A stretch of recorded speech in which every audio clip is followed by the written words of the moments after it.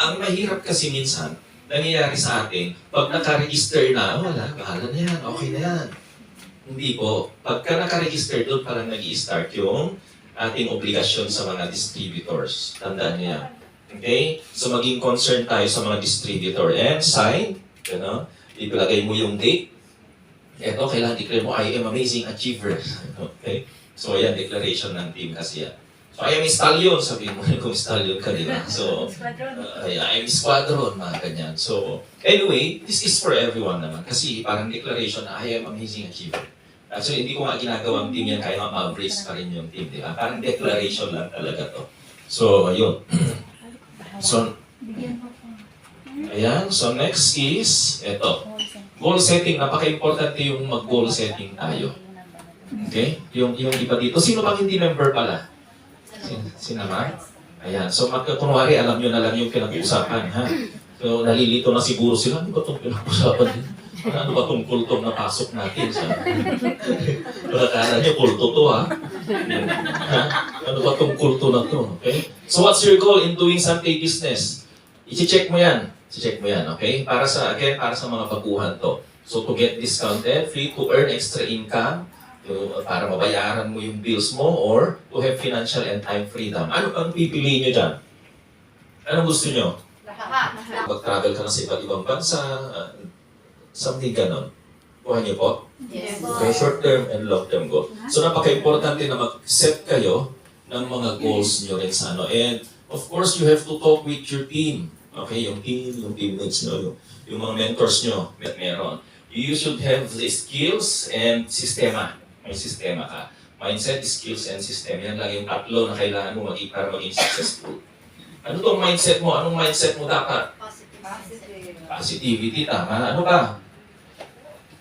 Paano ba magkaroon ng positive na mindset? Paano? Consistent. Okay. So anyway, so regarding sa mindset, yun nga po. Positive mindset is the architect that shapes your actions, sabi yung decision making, overall approach sa buhay mo. So halimbawa, paglabas mo ng bahay, tulad ngayon, makulimlim, sabay, baka uulan. Hindi na yata ako pupunta doon. Di ba yung mga ganon, napakasimpleng pwede ka namang magpayong. Di ba? Pwede ka namang magpayong, pwede ka namang kung gusto mo talagang matuto. O kaya, first year, establish ko muna. Di ba aling malugi? Gagasto muna ako. 1 taon, 2 taon. Pero I'll make sure pangatlong taon, may kita na. Pang-4 na taon, medyo okay na. Pang-5 taon, yun. Harvesting na. Jollibee. Ilan pa? Magkano investment sa Jollibee? 30 million. 30, more or less. Ng business na to, mag-invite ka. Hindi ka nag-i-invite, paano yan? Hindi ka nag-attend ng training. Hindi mo in-invite yung sarili mo initially dito sa office. Di ba? Parang kaninang umaga may presentation, iilan lang. Di ba? So mahirap yung gano'n, walang mangyari. Okay? And maging confident tayo sa ginagawa natin. Maging confident sa sarili nyo, maging confident sa grupo, maging confident kayo sa mga partners. Ayan. So, kailangan confident kayo kasi at least nakikita ng mga invites, mga partners na alam nyo ang ginagawa nyo. Kasi hindi ka naman magiging confident kung hindi mo alam ang ginagawa mo. Kaya hindi ka confident kasi hindi mo alam eh. Hindi mo nga alam na yung barley napakaganda. Hindi mo nga alam na si Sante Barley ang original para sa Pilipinas. Hindi mo alam na si Sante Barley nag-iisang na-approve ng buong Asia na organic. Nag-iisa lang na sa buong Asia na certified. Diba? Hindi mo alam na ang barley, doon gumaling lahat yung mga nagpa-barley na ngayon sa ibang kumpanya. Correct. Diba? Yes. Ngayon nandun, may bagong kumpanya, nagpatayo ng bagong kumpanya, sabihin doon sila gumaling. Isipin mo, ilang taon pa lang yung kumpanya na yun, gumaling sila doon. Tama? Sinungaling yun. Hindi totoo. Sinungaling ka, sinungalingan yun. Kaya, pag sinabing, kaya maging confident kayo. And huwag rin kayong dahil confident kayo, huwag din manira sa ibang kumpanya. Okay? Kasi sila, sinisira tayo, pero nakita nyo, mga taga-Sante, hindi tayo naninira. Napopromote na tayo eh. Yes. Napopromote tayo and this year, before mag-end ang year, grabe ang pupukan ng ang pagpupromote ng company sa initially sa Pilipinas. Maraming mga gagawin ng ating kumpanya kay Exciting. Ngayon, ang tanong, naka-ready ba kayo? Yes! Diba? Kasi pukpukan yung pag-promote doon, ilang artista ang magiging ano natin. Ilang artista ang magiging endorsers. Ay, hindi pa ina-announce pero ang dami. At least 3 yung sure, parang 5 yata. 5. Eh, idadagdag pa ako doon. Pang-anim. Okay ba sa inyo? Nandun ako sa billboard section. Aso kayo tayo. Okay, so bukod doon, siyempre kahit anong klaseng negosyo, kailangan mo ng hard work, action, araw-araw na skills. Anong skills ang dapat mong matutunan? Unang-una, prospecting. Di ba? Kailangan matuto kang mag-prospect. Oh. Pero yung so prospecting, napaka-importante yan yung memory jogger nyo, yung prospect nyo na taga-Jurong, prospect nyo na taga-malapit sa mga kung saan man dito, o kaya yung prospect nyo na once a week lang lumalabas, ay once a month, mga ganyan. So maraming maraming prospect nyo sa Pilipinas, prospect nyo dito, mga prospect nyo na lalaki, maraming categorize. So, memory jogger tawag dyan. Is nyo, memory jogger, prospect nyo na teachers, prospect nyo na mga dating ka-love team nyo nung elementary kayo, mga ganyan. Diba? Isusulat nyo lahat yan. Kasi tingnan nyo, magkaroon kayo ng memory jogger sa prospecting, sa na yan. Ang dami pala. Magugulat kayo.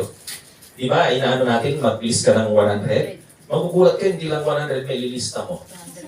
Okay? Ngayon, ang critical dyan, yung kung paano mo sila invite. Diba? Ngayon, nasulatan mo na. Kasi ito, sa list, 100 to eh. 100. So hanggang 100 to. Okay? Ngayon, naisulat mo na. Ang tanong, paano ka mag-invite na naman? Diba? Paano mo invite? Paano ba sinasabi nyo sa mga invite nyo? Pagkaibigan lang. Yan, connect lang, syempre. Medyo huwag mong bulatin. Uy, Maria, halika dito, yayaman tayo.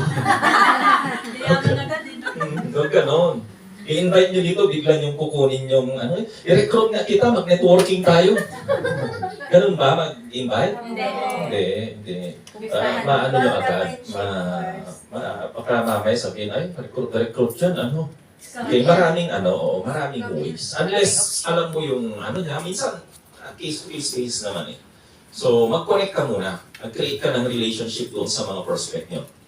Okay? Huwag yung binibigla. Kahit saan naman pag binibigla mo, di ba? Mahirap. Nasubukan nyo na bang nabigla? Hindi pwede, di ba? Mahirap. Kailangan medyo, muna, hinay-hinay. So, invite, connect ka muna, and then, magkaroon kayo ng anong tawag ito, yung tamang terms na gamitin sa mga prospect nyo, avoid yung mga networking, mga ganyan, i-avoid nyo yung mga yun.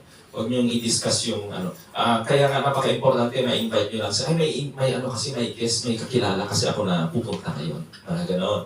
Lalo pag may speaker, meron kasi kaming friend na pupunta ngayon dito sa tara, pagbigyan natin. Para may invite lang ako, para may masabi lang ako na kasama. Mga ganyang style. Oo, sabihin nyo. So, kumbaga, alam nyo na yung diskarte na, basta avoid nyo yung mga controversial na mga words. Okay? Tulad ng networking, recruit, mga ganyan. Avoid yung sabihin sa mga new invites nyo. Okay? So, what more? Presenting. Ayan, napaka-importante yung matutunan nyo mag-present.